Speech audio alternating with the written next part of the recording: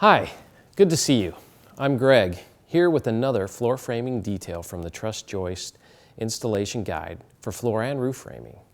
If you're watching this video, you're interested in learning about how to properly install joist hangers. So let's take a look at the hanger detail H3. This shows you how to connect flush TGI joists to a masonry wall or a steel beam. First, we're going to install the mud sill.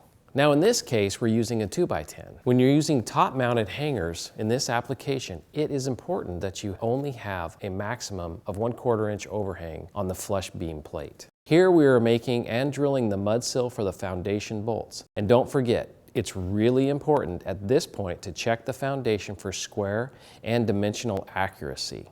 Next, install the 2x10 mud sill using washers, nuts, and fastening down to the mud sill tight to the foundation. Lay out the 2x10 mud sill for hanger placement. Here you can see that we're pulling the layout on the mud sill to determine the TGI and hanger location. Let's go ahead and install the hangers on the layout marks.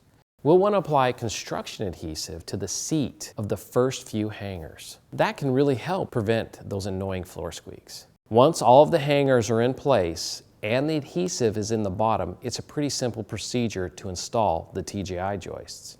Be sure to follow the connector manufacturer's recommendations for nailing requirements and the appropriate fasteners. We hope you have learned more about the H3 detail, and this has been helpful in understanding how to properly install hangers. Thanks for taking the time to watch this video brought to you by Weyerhaeuser, manufacturer of truss joist engineered wood products.